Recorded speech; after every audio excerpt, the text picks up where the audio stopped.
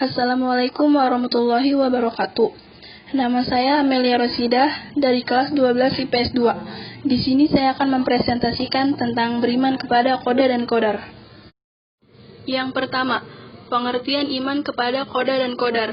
Iman kepada qada dan qadar merupakan percaya dan yakin sepenuh hati kalau Allah Subhanahu wa taala mempunyai kehendak, ketetapan, keputusan atas semua makhluknya, termasuk segala sesuatu yang meliputi kejadian yang menimpa makhluknya.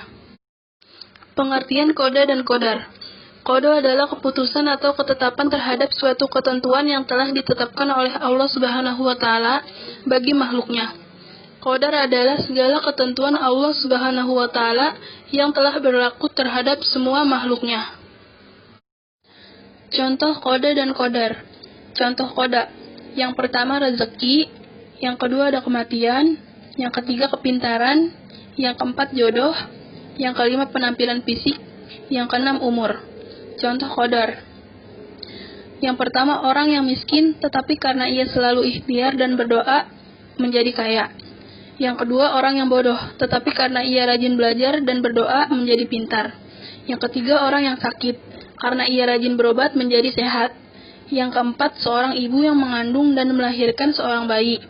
Yang kelima, seseorang yang tidak kunjung jua mendapat pekerjaan, tetapi karena ia selalu berusaha dan berdoa, ia mendapatkan pekerjaan yang ia inginkan.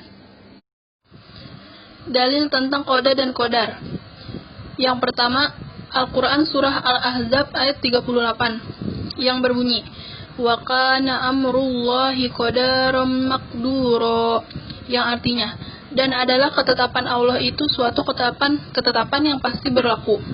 Yang kedua, Al-Quran Surah Al-Qamar ayat 49 yang berbunyi, Inna kulla syai'in khalaqnahu biqadar, yang artinya, sesungguhnya kami menciptakan segala sesuatu menurut ukuran.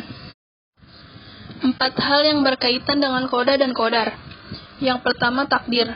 Takdir adalah suatu peristiwa yang terjadi di alam raya ini yang meliputi semua aspek kejadian, baik itu mengenai kadar atau ukurannya, tempatnya, maupun waktunya.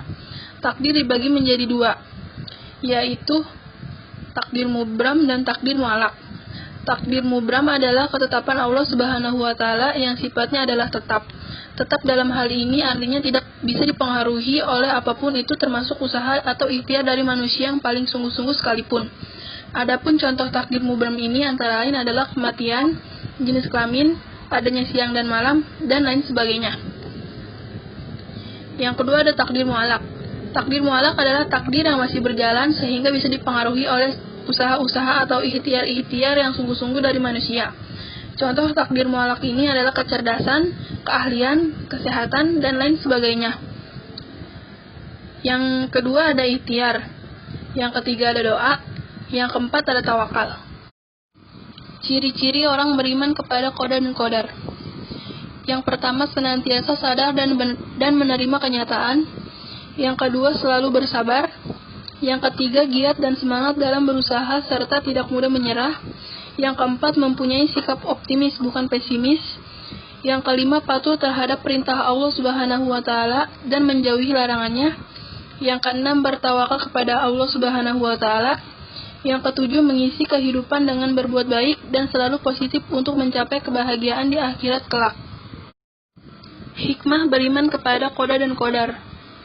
Yang pertama melatih diri agar lebih bersyukur kepada Allah Subhanahu wa taala. Yang kedua selalu mendekatkan diri kepada Allah Subhanahu wa taala. Yang ketiga melatih makhluk khususnya manusia agar menjadi orang yang giat berusaha dan tidak cepat putus asa. Yang keempat menghindari dari sifat sombong. Yang kelima menenteramkan jiwa. Yang keenam melatih diri agar bersabar dan bertawakal kepada Allah Subhanahu wa taala. Fungsi beriman kepada qada dan qadar. Yang pertama mendekatkan diri kepada Allah Subhanahu wa taala. Yang kedua mendidik manusia untuk senantiasa berusaha atau ikhtiar. Yang ketiga mendidik manusia untuk senantiasa sabar dan tawakal. Yang keempat mendidik manusia untuk tidak bersikap sombong atau takabur. Cara mengimani qada dan qadar. Yang pertama, kita harus yakin dan percaya bahwa Allah Maha mengetahui atas segala hal. Yang kedua, kita harus yakin dan percaya bahwa semua yang ada dan terjadi di alam semesta ini telah ditetapkan oleh Allah. Yang ketiga, kita harus yakin dan percaya dalam segala sesuatu yang terjadi tidak akan terjadi kecuali dengan kehendak Allah semata. Yang keempat, kita harus yakin dan percaya bahwa semua yang ada baik wujud, sifat, dan geraknya adalah ciptaan Allah. Sekian presentasi dari saya, kurang dan lebihnya mohon maaf. Wassalamualaikum warahmatullahi wabarakatuh.